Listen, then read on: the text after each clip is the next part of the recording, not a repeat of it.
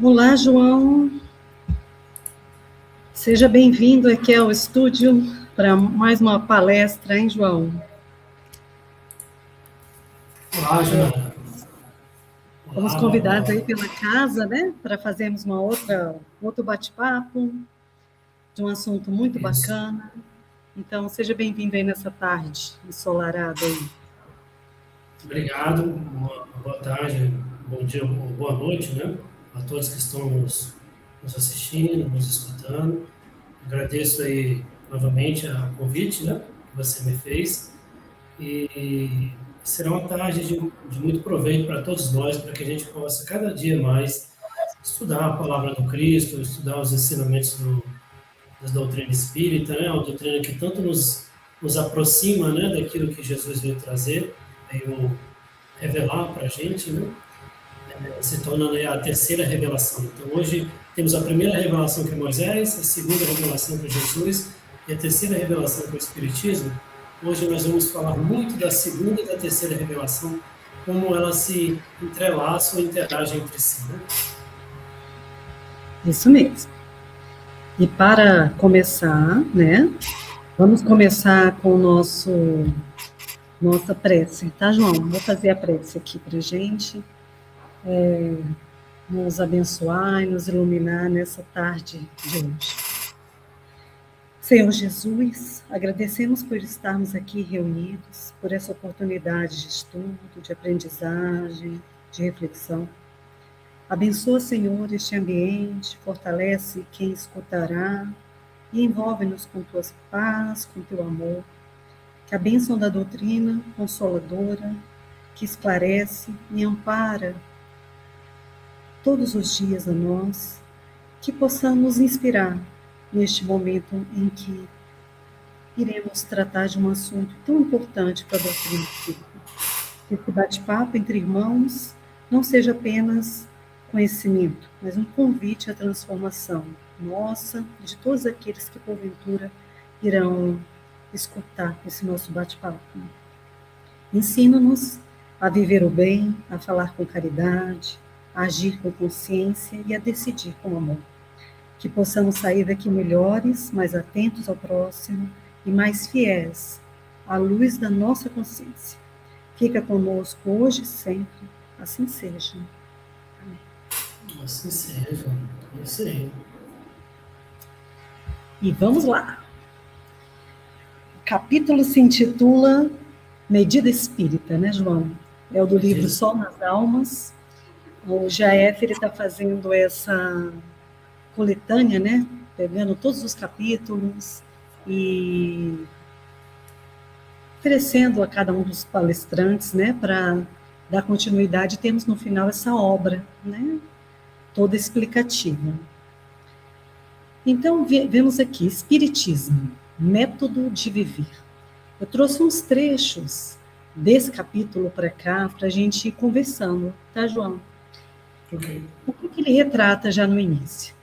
O Espiritismo não é apenas religião formal, uma esperança que consola, um argumento que convence ou uma palavra que emociona. O que André Luiz, ao afirmar isso, o que você acha que ele estava imaginando, João? Assim, o espiritismo, assim, a gente, quando entra lá no EJA, né, começa os estudos espíritas, então, a gente começa, a primeira coisa que a gente aprende, exatamente isso, o espiritismo ele não é só uma religião formal, como diz aqui, ele tem um tripé, né, que é a religião, a ciência e a filosofia, elas se interagem entre si, e tudo isso, tanto o aspecto religioso, tanto o aspecto científico quanto o aspecto filosófico da doutrina espírita, ela é ancorada sobre uma rocha chamada amor, que ali eu posso chamar de amor ou de caridade, né? Ou a caridade amor, ou amor caridade. Ali ela se entrelaça entre si, né? Jana, tá me escutando? Estou escutando. Oi. Estou escutando. Está escutando? Cortou aqui para mim, mas tudo bem. E tá. Mas é nesses aspectos que nós vamos falar na tarde de hoje, na tarde e noite de hoje, né?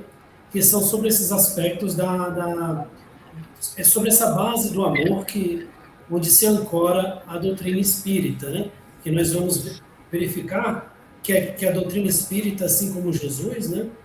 Jesus, quando veio trazer seu ensinamento, ele não veio para falar sobre o seu ensinamento, ele não veio para falar sobre o Evangelho, ele veio para viver o Evangelho.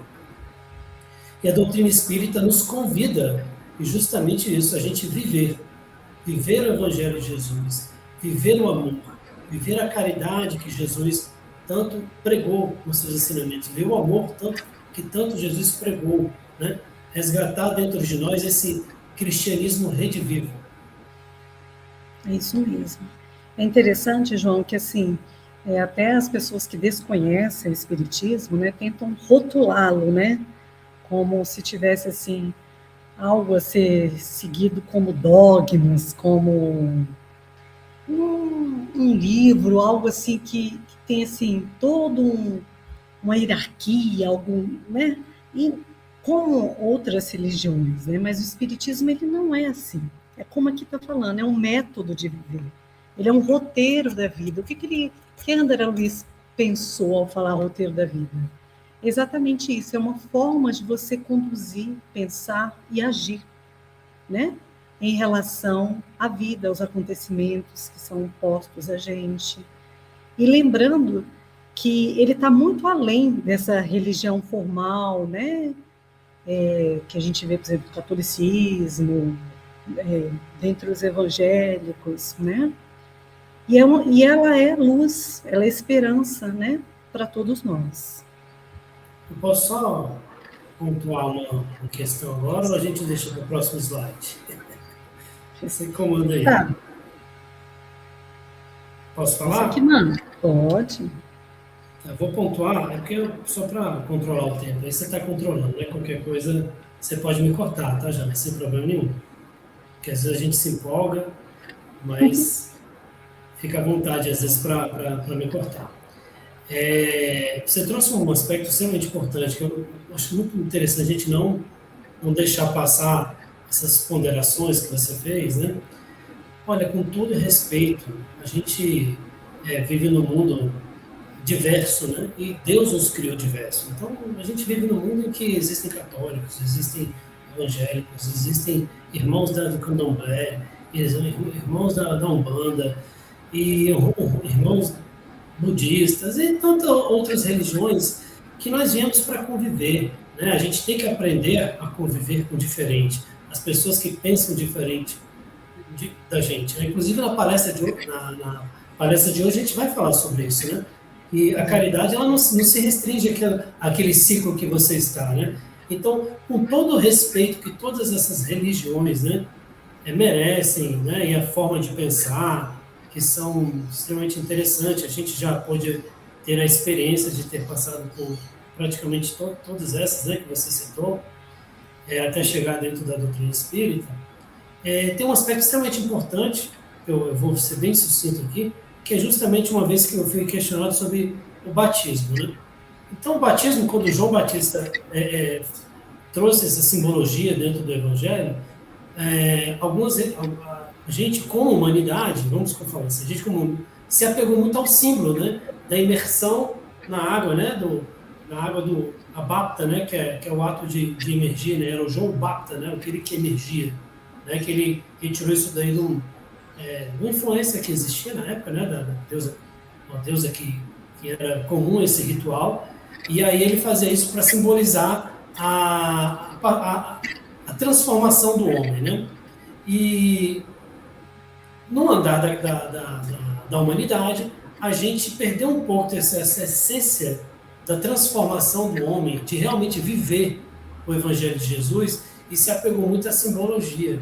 Então, o que é o batismo de Jesus? O batismo de Jesus ele ocorre quando nós nos transformamos e trazemos para dentro de nós, começamos a viver, a vivenciar o Evangelho de Jesus. Não que a gente vai se tornar seres perfeitos, mas que a gente vai buscar a cada dia mais encontrar esse Evangelho dentro de nós, até que chegará um dia em que esse Evangelho já será traduzido através das nossas atitudes. Isso daí, inclusive, está em Hebreus, capítulo 8, que ele fala que chegará um dia que nós não precisaremos mais falar no nome de Deus, porque o nome de Deus estará traduzido nas nossas ações. Então, todo esse caminho, né, que eu estou tentando ser bem sucinto, que é essa simbologia do batismo, que é essa simbologia da transformação do homem que tem no Evangelho de Jesus. Isso mesmo. Só existe uma única medida em todas as situações da romagem humana. E a medida é qual? Você já trouxe aí, já deu um spoiler. Caridade sob a luz da consciência. E é isso, né, João? Só existe essa medida. O que significa essa frase? Significa que não é o aplauso que vai nos medir. Não é o cargo que a gente ocupa, por exemplo, numa casa espírita. Não é o quanto a gente lembra aí de memória em relação às citações. A verdadeira medida está onde? Está dentro de nós. E a caridade, ela está aí, ela está presente como uma luz mesmo na nossa consciência, de como a gente deve agir, né? É isso aí. Quer acrescentar mais alguma coisa a esse item? Não, eu só vou fazer uma referência. Sim. Quando o Espiritismo citou a caridade como, né, a salvação, né, ele veio trazer um combate ao materialismo, né, as coisas os apegos da matéria, né, e não um combate à igreja, como você falou, né, como foi interpretada à época, então, que se falava que fora da igreja não existiria salvação. Aí Kardec, por meio dos espíritos, falou, não é por meio da igreja, é por meio do amor, por meio da caridade, não tem como a gente nos salvar de nós mesmos, nos salvar daquilo que nós estamos gerando para nós mesmos, né? E isso daí é um resgate do próprio Evangelho de Jesus. Por isso que o Espiritismo é um cristianismo redivivo, porque ele veio reavivar. O que Cristo falou para a gente com relação a isso daí? Ele trouxe justamente a passagem do bom samaritano. Todos que estão aqui, nos ouvindo, devem conhecer. Eu não vou falar para não roubar nosso tempo aqui, né, de apresentação da Jana, mas é uma passagem extremamente importante, reflexiva, e onde Jesus mostra a essência do seu ensinamento. Que a essência do seu ensinamento, ele não quer saber se a pessoa é religiosa, se a pessoa é um fariseu, ou um sacerdote, ou é um samaritano, como era visto as pessoas que eram escanteadas, né, na época pelo povo judeu, né? Rivalizavam, né, com o povo judeu. Não, na verdade é um ensinamento que mostra que não interessa o rótulo que a humanidade nos dá. O que interessa é o que nós fazemos, o que nós praticamos. E no ensinamento do bom samaritano fica muito claro isso. Sim. E aqui, João, olha que interessante. Eu trouxe aí por meio de umas figuras, né, o que ele retrata nesse capítulo. Que a caridade não é só dar algo material, como muitas pessoas pensam, né, erroneamente. O que ela é, então? Ela é agir com consciência, pensar com responsabilidade, sentir com equilíbrio e decidir com amor. Então, é o quê? É colocar o evangelho nas pequenas atitudes do dia a dia. E aqui eu tentei demonstrar isso, né? Por meio das figuras. O que seria agir com a consciência, o que seria o equilíbrio, que a gente deve sempre ponderar, a responsabilidade não só social com o meio ambiente, mas no seu lar, na sua casa, no seu trabalho. E sempre decidir com amor. É interessante, vou voltar aqui mais um pouquinho, é interessante que no lar, por exemplo, como que a gente pode pensar, né, nessa caridade? Quando a gente escolhe ter o quê? Paciência ao invés da irritação. No trabalho, quando a gente escolhe a honestidade, né, mesmo sem fiscalização. Nas palavras, quando a gente profere com compreensão e sem julgamento, as palavras que saem da nossa boca. Na mediunidade, por exemplo, no centro espírita, quando a gente lembra que o fenômeno não é santidade, né, João? Fenômeno, a mediunidade é muito além disso. E o que eu entendo aqui quando eu vi essa parte de André Luiz que eles destacam? Que conhecer não é o mesmo que viver. Às vezes a gente conhece, mas a gente não vive, né? Então ele está falando aqui que a caridade é algo muito maior, é a gente viver, internalizar isso dentro da gente. Vamos para o próximo. E qual a orientação da doutrina espírita? Quer ler? O capítulo apresenta áreas que devem ser guiadas pela medida espírita. Aí temos aqui o pé, nosso pé, né? O caminho, diretrizes para os pés, né? O que seria essa diretrizes para os pés? Por onde a gente anda, né? Por onde a gente caminha. E aqui eu já vou falando, já dando a minha opinião, né? Que é muito importante a gente fazer essa ponderação, né? Que isso vai dizer sobre a coerência da nossa fé, né? O que é fé? A fé não é acreditar. Outro ponto interessante que com o tempo a humanidade veio corroendo, que foi o conceito de fé. A fé não é acreditar. O fato da gente acreditar em alguma coisa ou acreditar em outra, ela não vai nos tornar melhores ou piores, né? Nós estamos aqui, eu e Janaína. Eu posso acreditar que o homem nunca chegou à Lua. E ela pode acreditar que o homem chegou à Lua. Isso vai me tornar uma pessoa melhor? Vai me tornar uma pessoa pior? Não. Então, o fato de acreditar, realmente, ela não vai nos pontuar. O que vai nos pontuar é aquilo que a gente faz com aquilo que a gente acredita, né? Se aquilo se está traduzindo na gente, então vai estar nos nossos pés, né, na nossa língua, na palavra, a regra da língua, né? Como você falou aí. Será se a gente fica pregando o nome de Jesus, aí vira a esquina, ou às vezes nem precisa virar a esquina, a gente já começa a julgar aquele irmão que está com a gente. Ah, mas o fulano é assim, esse cara é assim. E a gente observa que Jesus, os amigos de Jesus, os apóstolos de Jesus, eles não eram perfeitos, né? Eles tinham suas falhas, suas questões a serem resolvidas, cada um com suas questões, né? Então, e a gente quer entrar no centro espírita, quer entrar num ambiente e quer que todos os nossos companheiros sejam perfeitos, sendo que a gente mesmo não é perfeito. Então, assim, essa cada um está no seu momento, né, João? Desculpa interromper. Cada um está no seu grau de evolução, né? Perfeito. Pode falar. O modelo para o trabalho, que é o serviço, né? O plano para o lar, que você acabou de falar, a questão da harmonia, né? O que a gente está contribuindo, né? Eu vi uma estatística há um tempo atrás desses conflitos, né? Eu não fui atrás assim para ver a estatística, mas eu vi um comentário de uma pessoa que eu achei extremamente interessante, né? Que ela fala que muitos das brigas que acontecem no lar, elas não acontecem por coisas sérias, né? Existem brigas que acontecem da posição que a pessoa aperta a pasta. Isso daí já causa uma confusão. Fala, eu aperto no meio, você aperta na ponta. Não, mas o certo é apertar no meio. Não, o certo é apertar na ponta. E a gente esquece que, às vezes, isso daí a gente começa a criar um conflito dentro de casa, né? E a gente pode, muitas vezes... Besteira. Por uma besteira, falar, não, tudo bem, começar a ter mais tolerância. A gente fala tanto de tolerância, né? De tolerar, né? De tolerar as diferenças. E a gente tem o nosso papel. E se a gente, como o Haroldo fala, se a gente não começa a cuidar dentro de nós desses pequenos vultos de intolerância dentro da gente, eles se tornam tempestades dentro de nós, né? É interessante que esse capítulo ele traz como se fosse um roteirinho, né? Ele traz, você vê em todos os campos, como você me citou, né? No nosso caminhar, na nossa palavra, nas nossas atitudes, né? Na nossa moral. Então, ser espírita é o quê? É medir cada atitude pela nossa consciência, né?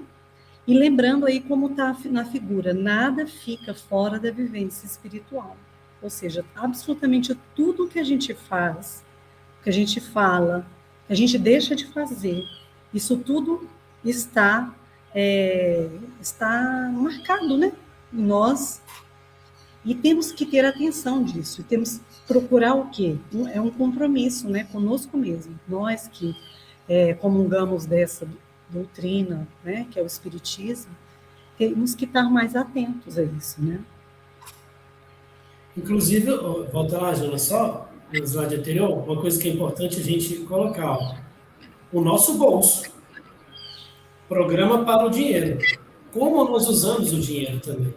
A maneira que Assim, nós é usamos o moral, dinheiro, né? nós iremos prestar conta disso também. Isso mesmo. Só isso. Vamos lá. E a mediunidade, João? O que seria? Existe desde a antiguidade, a gente sabe disso, né? No próprio catolicismo, eu falo muito catolicismo porque a gente é o nosso berço, né? Já foi por muito tempo, né? Consagrado e que existia, né? Que existia a vida após a morte, que existia a reencarnação, mas em determinado momento foi retirado isso dos livros canônicos, da doutrinação que é seguida pela Igreja Católica. E a mediunidade, ela é algo que ela está entre nós. Nós todos somos médiuns, né? E ela pode ser exercida até por quem não tem fé. Ou seja, aquela pessoa que não se crê espírita ou não se crê cristã, e ela tem mediunidade. O que seria essa mediunidade? Aí capítulos, assunto para os próximos capítulos. Mas a gente sabe que... Mediunidade não é uma palestra, né? Mas a mediunidade, ela sempre existiu. Ela não nasceu agora, né, com Allan Kardec, com o Espiritismo. Não, ela sempre está há milhões de anos entre nós. Mas o que o Espiritismo traz de diferente em relação à mediunidade? Ele traz esse sentido moral, que você, ao ter uma revelação ou um sentimento, saber como guiar, tem a finalidade educativa, porque sempre, principalmente nas sessões mediúnicas, o primeiro a aprender é aquele que está escutando, é aquele que está falando, né? E tem a responsabilidade cristã em torno de absolutamente tudo, né? Em relação à mediunidade. O que a gente fala, a nossa palavra conduz, mas o nosso exemplo arrasta. Então, assim, o espírita, ele não é só aquele que vai lá no centro ou lê obra, não. Nós somos espíritas todos os dias, aonde quer que a gente esteja, né? Não só ali entre quatro paredes, que é no centro espírita. E o espiritismo, ele bate muito nessa tecla, tanto no Pentateuco, nas obras básicas, como em todas essas obras que vêm aí clarificar ainda mais, elucidar, esclarecer alguns questionamentos que às vezes nos batem à porta. É isso. Posso só colocar 3 pontinhos? 3 pontinhos não é de resistência, não. 3 pontos é 3 tópicos. 3 tracinhos para melhorar. Né? O primeiro é o que você falou sobre a mediunidade, é isso aí, exatamente isso daí. Mas lembrando a todos que estão nos ouvindo que a mediunidade, ela não é uma coisa exclusiva do espiritismo. Como você bem falou, ela ocorre em todos os locais. Então, não é uma inovação do espiritismo. Ela já existia antes da codificação e continua existindo nas diversas reuniões católicas, evangélicas, né, de Umbanda, Candomblé. É muito comum a gente ver a mediunidade. Né?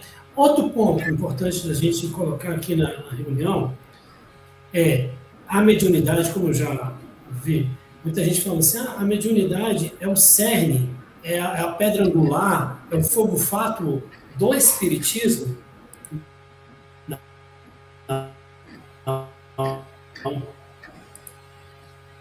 Como a gente já viu aqui, a mediunidade, em seus diversos aspectos morais, né, e a utilização desse meio de comunicação é bem tratado dentro da doutrina espírita, mas ela não é essa pedra angular, né? A comunicação com os espíritos não é a pedra angular do espiritismo. A grande pedra angular do espiritismo é justamente o que a gente está tratando na palestra de hoje, que é o amor, né? O amor. E só um último pontinho que eu quero sempre lembrar, como a gente, né, pode estar no YouTube, a gente pode estar sendo assistido por diversos irmãos, das diversas formas de pensar, diversas formas de professar a sua fé, é com profundo respeito que a gente faz essas citações, né? Isso. E, João, lembrando... Só para a gente fazer um paralelo com aquilo que já é amplamente conhecido, né? E, João, lembrando que é como está nesse último trechinho aí, né? A mediunidade, ela não é santidade, né? Ser médium não nos torna santos. O que seria a santidade? É a vivência no bem, a prática do bem, né? E a mediunidade, ela vem nos ajudar a nos tornarmos melhores pessoas, né?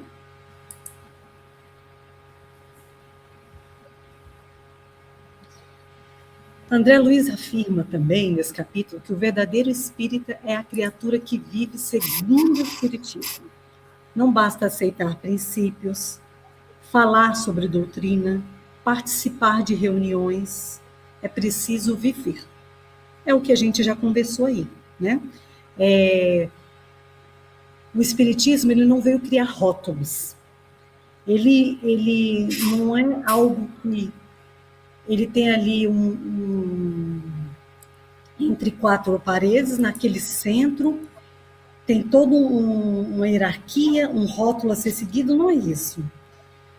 E não é só livro, não é só a caridade ali material, ele é muito mais do que isso. É a gente, como eu falei anteriormente, é a gente viver o espiritismo, é a gente ser o espiritismo, né? Assim, o espírita, ele é espírita 24 horas, né? Não só ali dentro da casa espírita, né?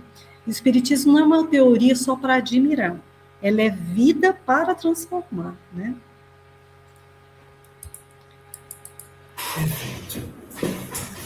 E como usar a medida espírita no dia a dia? Diz aí, João, como que a gente usa? Jana, eu estou tirando um pouco a minha imagem aqui, porque no finalzinho está oscilando um pouco a internet para mim. Aí eu vou João. tirar minha imagem aqui para ver se melhora a conexão, tá? Mas como usar a medida espírita no dia a dia? Antes de falar, medir pela caridade, né? Contar um, faz uma prece, respira, conta dois, lembra de Jesus, conta três, lembra que tudo que a gente solta em termos de palavra, elas ficam, elas vão, não tem como a gente recuperar, né? Não tem como a gente se retratar, tem como a gente corrigir, mas a palavra proferida ela não tem como voltar atrás. Então, a gente tem que ter essa prudência, esse carinho na hora de falar, né? Respira antes de falar. Antes de agir, escuta a sua consciência, porque muitas vezes por trás da sua consciência tem você, como espírito imortal que você é, e também tem muitas pessoas que estão ao seu lado querendo te ajudar, que falam através da intuição, né? Espíritos amigos estão atrás de você, ao seu lado, né? Então, assim, muitas vezes a gente vai fazer alguma coisa e fica com aquela pulga atrás da orelha, né? Uma sensação que não é melhor a gente não ir por esse caminho, tá?